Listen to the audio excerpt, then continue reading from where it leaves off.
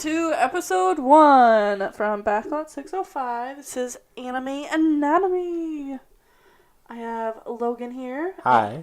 And I'm your host, Kayla. He's my co-host, by the way. He'll be here almost every episode. Maybe. Unless he's dying of some circumstance. But otherwise, he'll be here for every episode. Yeah. And today, we're going to talk about... What are we talking about? Well, I think we're going to discuss our interests to start. Yeah, and we can do that. Then... Fairy tale. Fairy tale. Okay, well, do you want to start since you are... Yeah, I can start. So, I'm really interested in anime mainly because of... One Punch Man got me into it with just the overwhelming power of the entire ordeal, and I really love that action where it's just such an overpowering force, like in My Hero Academia or in Black Clover and stuff like that. So I've always been into anime just from the pure fact of that, like, I started off with manga, and I was really into manga, like, middle school, I had, like, no friends, but my manga was my friend. Yeah. And then slowly dived into the anime, because I was like, this manga's an anime, maybe I should check it out. And then got into it, and then now I'm like, my favorite one so far is, what is it called? Dead Man's Wonderland. Yeah, it's definitely a lot more exciting when the pictures move around a lot. Yeah, versus, the, like, infamous fight scenes all just in paper. Yeah, I think it's a lot cooler to see the Detroit Smash from My Hero Academia as an anime, not a manga. just a little bit, yeah. I gotta say, My Hero Academia is really my favorite one right now. I am dying to see the Two Heroes movie that they made. I have not seen this, so I have to catch up. Oh yeah, definitely. It's awesome. But I'm stuck right now with our lovely fairy tale. Yes. I pretty much signed my life away when I started watching this. I didn't realize this until today. I signed my life away. Yeah, Fairy Tail it's an awesome anime, and I'm really glad I got into it. Well, I originally got into it because of that app, TikTok. I don't know what that is. Oh, wait, yeah, I do. Yeah, where they make all the videos, and, like, there were just a bunch of people doing the fairy tale sign, and I was like, I feel like I gotta go check that out, see what it's like, and yeah, I was really happy that I checked it out. My best friend from high school, Alec, which is her nickname. It's not actually her real name, so we'll just use her nickname, just because she'll get really embarrassed if I use her name. She is, like, she always carried a pencil pouch that said fairy tale on it, and I never really looked into it. I just thought it was something weird. And now that I'm looking into it, I'm like, she knows the answers to everything. Yeah. She is the genius. Yeah, needless to say, we're pretty far behind. I'm only on, like, episode 70 or whatever. And mine's 23. Yeah. They're currently on episode 296 or whatever, so. No, just a little bit. Just a little bit behind. Yeah. Not even, grazing it yet. We'll get there. Yeah, so we're just going to chip a little bit off the block today. Yes, we're going to do a couple, not really a couple. It's a good handful of the episodes we've seen. It's about 1% of the series. Yeah. The first 1%, just to kind of, like, introduce it, because there is a lot going on, and a lot happens, that there's a lot of details, like, we're not going to remember all the names, so disclosure there, just not going to remember all the names. So sorry, but it's also a good thing so you don't have any spoilers, so you can go watch it and figure out the names for yourself. But we got the main 5 characters down. Yes, we did. The main 5 is the most important one. So. Yes. Yeah. Should we start with episode 1? Well, I think everybody needs a beginning. Well, I don't know. We could start from the ending and work our way up. Cause a little mayhem in the process. Yeah, let's start with episode 1. Okay, episode 1. We're going to start the dissection by cutting through the middle. Oh, and we're not going to sterilize anything, so we're just going to dive right in with a bare hand. Yeah, we'll wash our hands afterwards. It'll be fine. Okay, so episode 1 starts off with Lucy, who I don't really want to say she's our main character. She's like one of them. In the first episode, she's definitely the main character. I'd say she's one of the two that it flips between. Yeah, because I'm like, as I'm further in, I'm like starting to realize that it like kind of bounces. They like slowly hint at like this person, this person, this person, like.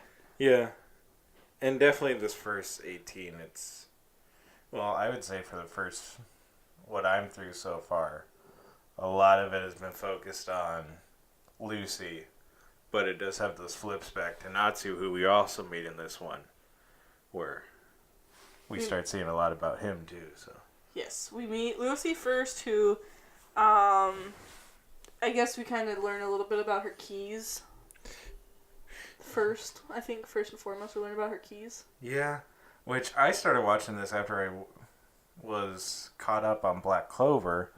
So this type of magic was like, I was like, how is this really magic? And it's like, oh, well, she's opening gates. Oh, that's weird.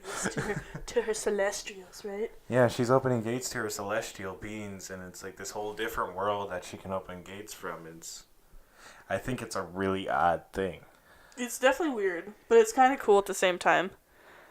She's kind of like the gatekeeper in some ways. You know? That's a better word to call her. She's the gatekeeper. At least I think that is. Yeah, especially in these first 18 episodes where they end the 18th episode and she has 5 of the best keys. Yes, the golden keys. Yes. There's the silver and then there's the gold. The gold are the Zodiac, the silver are kind of like just random characters. Yeah. Which you learn. I love the clock. The clock, he had no point. But we'll get there. We gotta start with episode 1. Episode 1 is when Lucy encounters this so-called salamander. Yeah. Who is not the salamander. He is disguising himself with his own magic. Yeah, he's using a little charm spell to lure in the maidens onto his ship. And Lucy falls for it. Yeah. Oh, almost gets kidnapped. Yeah, pretty much. Kind of creepy. Yeah, but then that's kind of where we meet Natsu, and he comes to save the day and all that fun stuff. So. Yo, and Natsu has an interesting way of saving the day. Demolishes everything in his presence. Yeah, there are times it's really questionable if he's the hero of the story. Yeah, he kind of just, I don't know, just destroys everything in his path. Which is kind of funny, being based off of his power, which you find out in the first episode is... fire. There you go, yes. It makes sense. Except for later on where it's like, oh, now I need to destroy stuff and it's not working. What do I do? It's completely unintentional when he destroys stuff. So, recap the first episode. You meet Lucy, you meet Natsu, you meet a fake salamander, which is not the real salamander. Natsu is the salamander. Oh, and you meet Happy, who is Natsu's, like, little... adorable cat. A flying cat. He's not any ordinary cat. He's a talking cat that just happens to fly at the same time. He is awesome. He's amazing. But you don't learn about their backstory till further, and anybody who watches anime knows that. Yeah. We don't ever learn the backstories first off. No, that's later. Would you like to handle episode 2? Oh, you mean episode 2 where Lucy gets inducted into Fairy Tale? Yep. Which is her dream Yep, one of her... for that moment. And then they're immediately off to save somebody. Who is this? Marco? I'm going to say Mako. Mako? There we go, Mako. And we are going to get thrashed when we get told that's the wrong pronouncing of it, but we did not look it up. We tried so hard. It's because they don't have the, like, Wikipedia translation for us. Mm-hmm. It was just written in words, and yeah. It's like reading manga all over again. Yeah.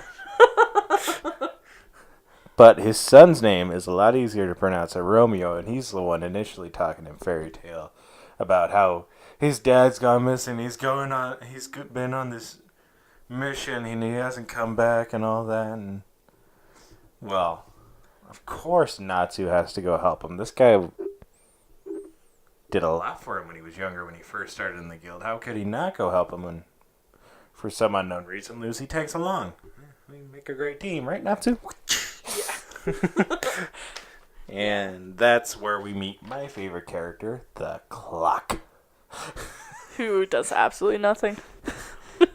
Just be honest. He kept Lucy warm in the frozen mountain. That's all he does. He carries Lucy. Okay, I'm going to tell you this now. Wait till you get later on.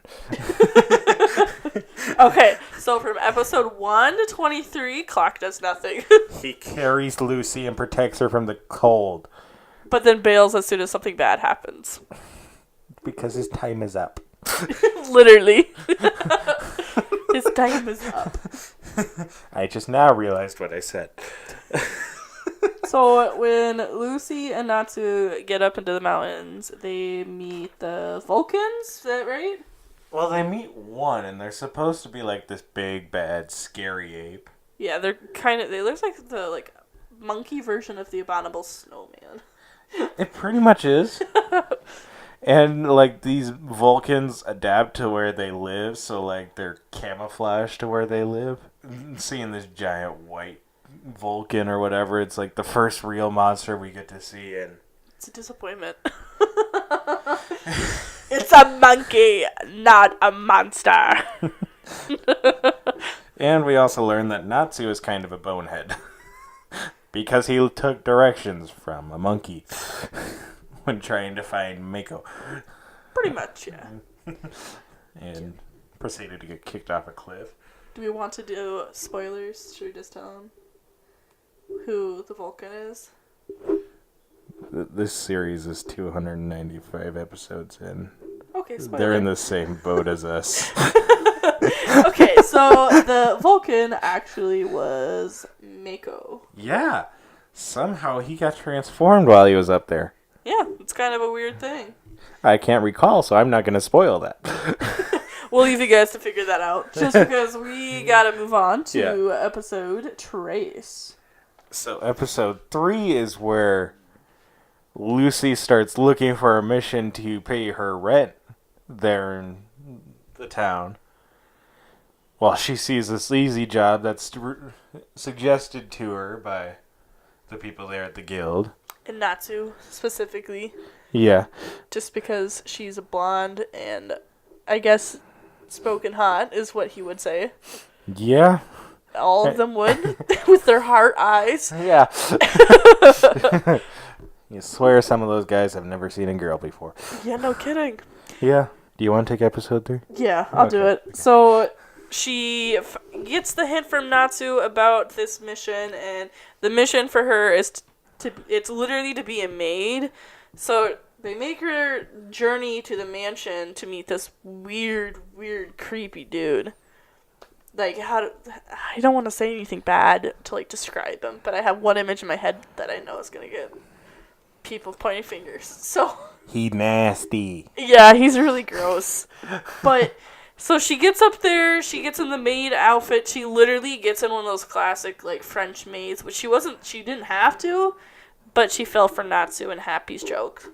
Yeah, which I think that was, that's Natsu and Happy in a nutshell. They'll do Pretty anything for a laugh. It doesn't matter how much it pisses the person off, they'll do anything for a laugh. Yes, exactly. So, she gets up there, she meets the, like, head of the mansion. I can't remember his name. He kind of reminds me of, like, a mouse with, like, a toupee on. What, the butler? Yeah, he's the head. He's the one that's holding the book hostage, which they're supposed to get a book, by the way, too. Yeah, that's the mission, and we should probably explain the mission. Yeah, where Lucy has to infiltrate this house, and she dresses up to be a maid and she has to get this book called Daybreak back. Mm-hmm. Because the son of the man that wrote it wanted to burn it and get rid of it, so it was supposed to be this amazing book that told everything. Yep. So she gets up there, she meets this guy, and the guy does not think she's beautiful at all. And if you watch it and see what his maids look like, you're going to be like, he's got it backwards. Like, a big time backwards. And I don't want to be mean or nothing. Everybody has their own taste.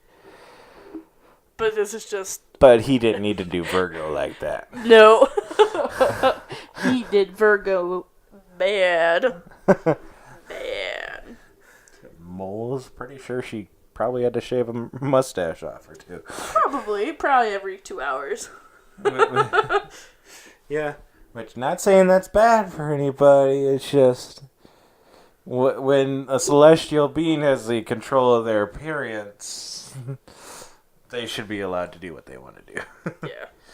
So on this mission, they're supposed to capture the Daybreak, which was, as Logan explained, it is the book written by like a major, like well-known wizard who actually passed away, and it's like supposedly his greatest work, like last thing he ever did.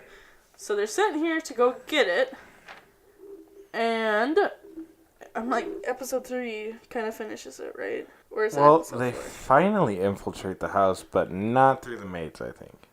Okay. 3 and 4 are kind of their own little mini-series where all of a sudden they're bursting in the door trying to sneak into the house. And this is the case where Natsu tries to burn everything down and it does not work. Does not at all. We're just gonna smash 3 and 4 together, I guess. Yeah. Just so we can stay on topic and talk about it. So Daybreak, they have to defeat the maids first. It's like the first thing they can do before they enter the mansion, right? Yeah, they have to. Well, they meet the maids in the main hall of the building, and they have to fight their way through the maids, which Natsu just goes all flaming crazy, right? Mm-hmm.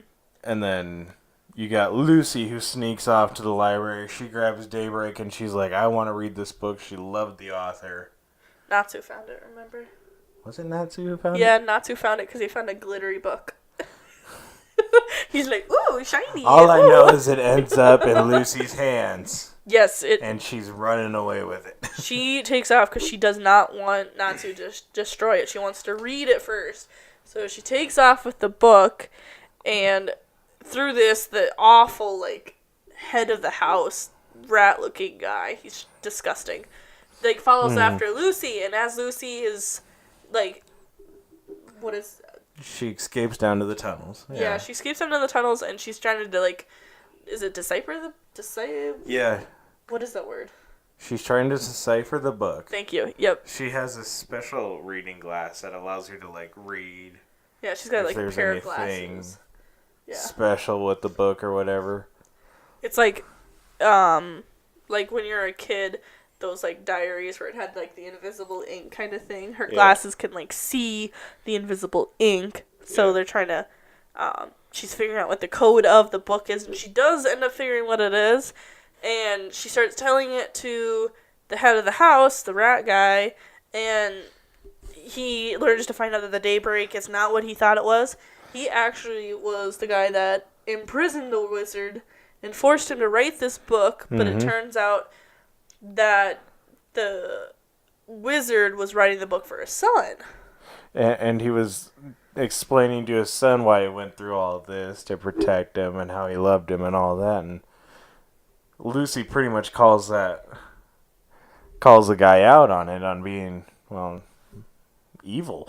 Yeah, and that the wizard found out was imprisoned for 3 years by this rat guy, and literally just kept him in a prison cell until he finished writing this book. But the entire time the wizard was down there, he wasn't just going to write a book just to go back. He wrote the book literally, like, to tell his love for his son and his family. That's literally what the book was. Like, after she figured out the, like, code to it, it was pretty awesome. You have to watch the episode. But the way you figured this out, like, the way they unraveled the book was cool. Yeah, and then also in this series we meet Cancer. Yes. Who I think is an interesting celestial being.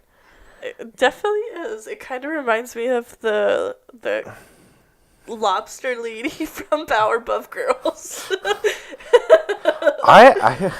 I was going a different way with that. Oh, really? I was going with don't mess with the Zohan, where the Zohan becomes this amazing hair beauticianist or whatever for illicit reasons, but Then you have this crab who's just apparently this amazing hairstylist who can also, I think, cut through anything.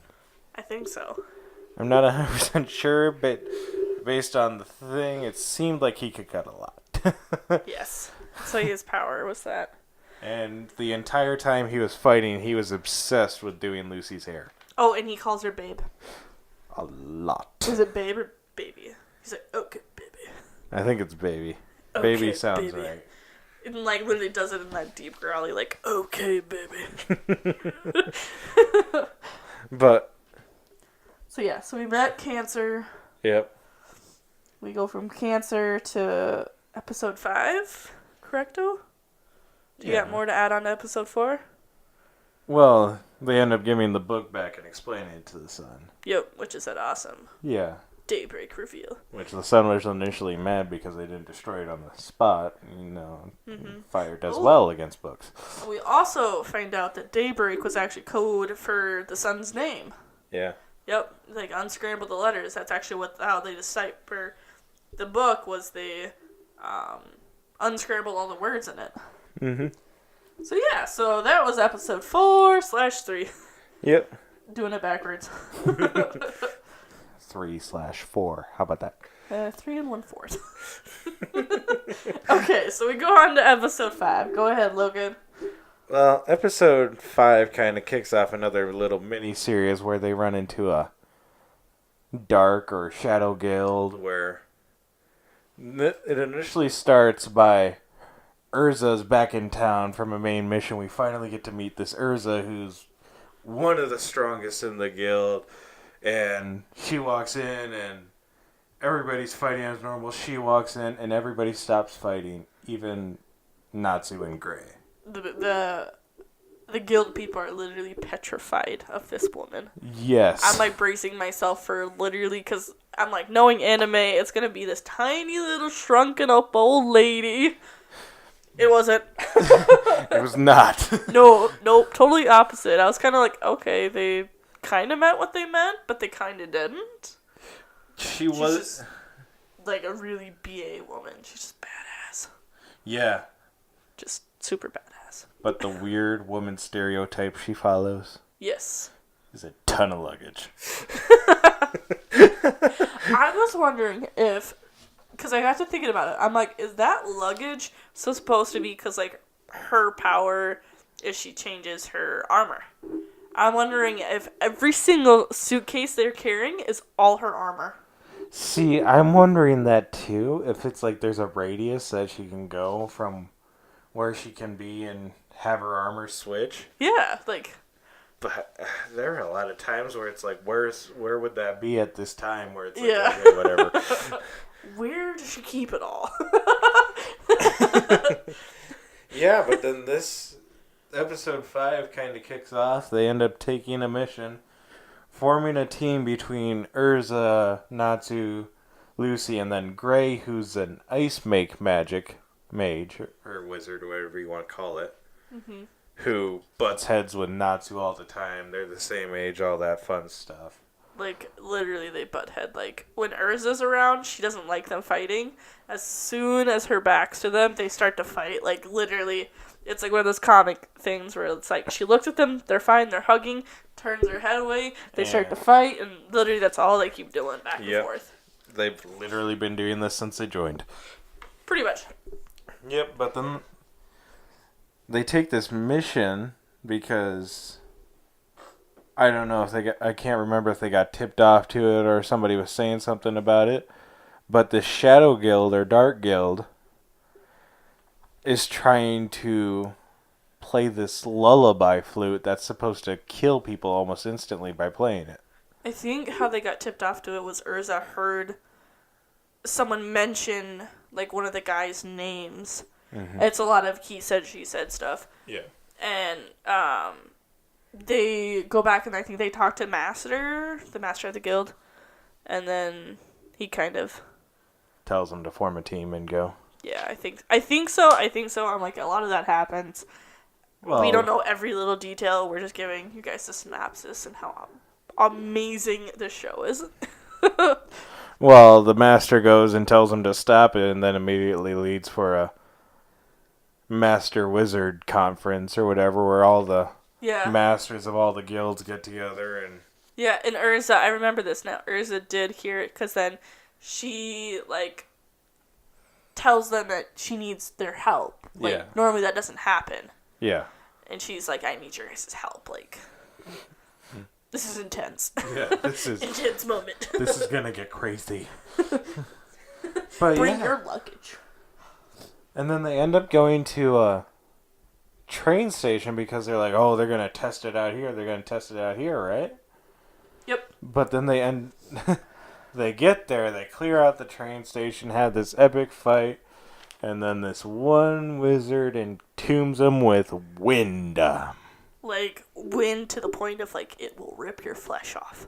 Yeah, nothing's getting through it, and Urza's just standing in front of it going, this is bad. They're all just like, this is bad. Which, this episode, I have to admit, was kind of confusing because everybody was at different points figuring this out. Where this guy is supposed to be, they're all in, their own little battles trying to figure out what's going on.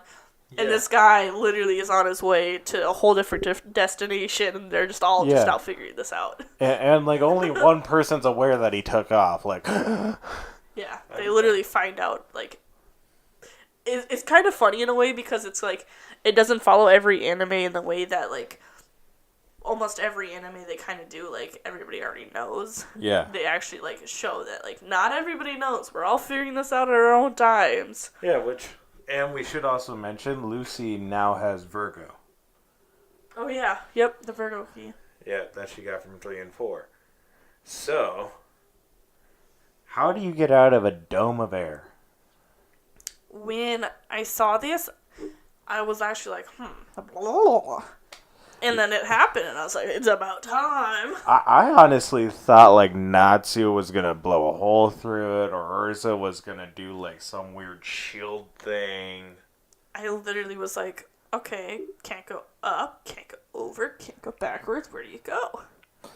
And turns out wind does not penetrate the earth. No. So, we're beating around the bush. You dig down and under. You go underneath and around. In other words, you break out the Virgo. Yeah, break out Virgo. Virgo, which happens to be another one of the zodiac keys that Lucy has. Which actually, she is dressed up as a maid. Yeah, she is. Yep. Yeah. She's still in the maid costume. She just looks more flattering. Yes. In the maid costume versus what she was. And she's in shackles. That was weird. Yeah, I'm you see that Virgo's in shackles. It's part of her. Yeah. Yeah. But anyway, she digs out, gets free. But wait. Who tells him to dig? Do you remember? I gotta bet. It's Happy. Happy's like, well, why don't we just dig out of here? I was gonna guess Urza, just because Urza's the smartest. I know. Happy, the idiot. Happy, the one that flies. That says nothing. Or just, what's he say? What's that? Oh, aye. Aye. Aye. Or, aye. That's Urza for you. Yup. Says that a lot in the first 18 episodes. That and, he, addresses her and, oh my gosh. He, says, that's Miss Ursa, Master Ursa, or... Oh, yeah. Yeah, just addresses her in a weird way. But, so, they're able to get out. Well, Natsu takes off after the train, which this is something I would love to see more out of. Yeah, he takes blah, blah, blah. Literally off. Yeah, he takes off after the wind guy that has... Literally shooting fire and flying. I would psycho. love to see him more. Natsu, we've come to realize he's kind of a, I don't know, one of those boneheaded jocks. But he doesn't give up. No, never gives up. Oh, and he's all about his friends. Yeah. His friends are his family. And that's the thing, is they were supposedly going to test this lullaby on the train station. Well, they used the train station as a diversion, and now they're heading to the Masters Conference. Yep, to go play the the lullaby, which is like a wooden skull flute. That's a good image for you. Yeah. Think about to play for the masters to, and this lullaby is supposed to like wipe out everybody. Yeah. Every villain in this show was supposed to wipe out everybody. Yeah. I've come to realize that. Natsu's off flying, and then we learn a little bit more about this magical world where they don't drive cars like we do. Oh, yeah. It was definitely interesting, that's for sure. Urza had this armband and it's like a joystick, and they just take off. And it looks like the old 1800 vehicles. Yeah. Like, I noticed that. Like it's 1900s, not 1800s. Jeez. Yeah, like a Model T or whatever. Yeah. I'm totally going back years. Oops. Did you know cars existed in 1800s? Which I think that's really something interesting. Like, all these magical worlds that you see, like in Fairy Tale and now Black Clover, their worlds did not develop because of magic. Yeah, no, they're not. Like, technology barely progressed. Yeah, they're all about fighting. Like, yeah, everything's using their fist and like hard work, hard labor. It's never like us nowadays where we just sit behind computers like we're doing right now. Not sitting behind computers, but we're using technology. Excuse me, I'm sitting on a couch. I know, we have a very lovely setup here. It's quite comfortable. Yeah. Anyways. So Natsu takes out to beat this wind guy. I think his name is Aragorn, or however you want to pronounce it. But he takes out to fight him. Well, how's fire going to work against air? Yeah, Natsu soon learns that it doesn't work. But air doesn't really work against fire either. Yeah. Why? Updrafts. You shoot one spot and it goes up. Pew pew. So this is the first time we see Natsu literally just go bonkers crazy. Yes. And just blow through an obstacle he shouldn't be able to. Yes. Yes. Which really makes everybody think something's being held back. Yes. Which is like from episode 1 to 23 where I'm at. We talked about this a little bit earlier, which we shouldn't have, being as we weren't recording. But we both agree that something happens with Natsu. We're just like, what is going to happen to him? It's just not... He's being held back by something, and it's kind of annoying because you look at him and go, this guy's going to be crazy good. Yeah, he's going to be, like, super powerful. We just all know he's going to be super powerful. It's literally like they shook up a Coke bottle and left the cap on him. And it's like just sitting there. And what we're seeing now is literally that first little stream that shoots out from underneath the lid before the explosion. Yup.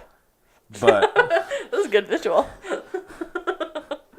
But Natsu beats this Aragorn guy, and they deliver the flute to the Masters Conference because why not, right? Yep, they make it they're there. Who should have it. Well, it turns out this flute is possessed by a demon.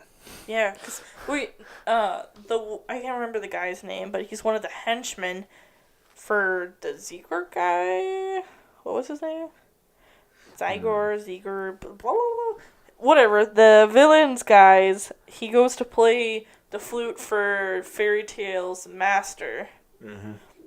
And for some reason he can't do it, and he didn't want to do it, so he wasn't going to play it, and then the flute decided to come to life. Yeah. It's like, okay, you're not going to play me? Well, fine, I'm going to destroy everything I can. And it went from a 1.5 foot long flute to a 40-story monster. Yup. That has an awful screech. And is terrifying. Yeah. It's like Treebeard from Lord of the Rings on steroids. And cocaine. Yeah. But never fear! The best team is already there. Yeah. In Natsu, Urza, and Gray. How does fire and wood mix? Not very well. Especially when you freeze the wood first. Yeah, exactly. And then you got somebody running around with sharp objects cutting off all the twigs, so. Yep. So, everybody can guess what happened to that lovely little tree monster. I wouldn't call it little, but yeah, it wasn't exactly big by the time they were done with it either. Exactly. Bye-bye. So, yeah, that's episodes 5 through 9 is all that little sequence there. Yeah, pretty much. And then we get a nice little break at episode 10. Which is when Ursa gets arrested, right? Did I jump too far ahead? Yeah, you jumped too. Oh, no. Actually, you're right. Yeah, first what happens is Natsu and Ursa, like, Ursa's like like I said before earlier, she's like the badass. And Natsu's gotta, like... We should also mention that Ursa is the third strongest in the guild. Yeah. Probably should do that. She's rated, she's a not Z class, S class. Yep. S class are like the top of the top. They're the second story of the guild, which means there's only certain missions S classes have the opportunity to take, which are like 5 million jewels, right? Yeah. But like super high. No, that was a mistake. But yeah, so Ursa says, "Oh yeah, I'll fight you, Natsu." Finally, like lets him. Let's do it. Let's do it. Let's do this. And right as it's kicking off, like 1, 2, 3 punches in, probably. I think. And all of a sudden, the Royal Magic Council's there. And it's not it's I think I might just got my anime crossed over, but. Anyways, it's the Popo. And it's a giant talking frog in robes that shows up to take Ursa prisoner. Yeah. It's kind of interesting. So yeah, Ursa gets taken prisoner, gets taken to the city, like the council, and then... Do I stop there or keep going? It's the same episode, right? Yeah. So... Natsu goes and tries to defend her, or... He cosplays as Ursa. Yeah. Really badly cosplays as her. Badly. Bad. Super bad. To defend her, and he made it worse for her because, as Ursa's explaining, she would have just gotten a slap on the wrist and sent home. Well, now she's stuck in a jail cell because, of course, Natsu destroyed it. Yeah, Natsu he literally destroyed the courtroom. Of course. What else can he do? Yeah. And we also meet another character, which I cannot remember his name, but he's part of the council. And the entire time, Ursa keeps telling us that he's evil, he's awful, like he's an evil person. And we come to find out after, like, episode 18 what she means. Yeah. So. More so in the later episodes, right around 30 or so, you'll get to see the true extent of it. Yes. So you get like a little dash of seasoning on like episode 10 through 18. Which in episode 10, he seems like a stand-up dude.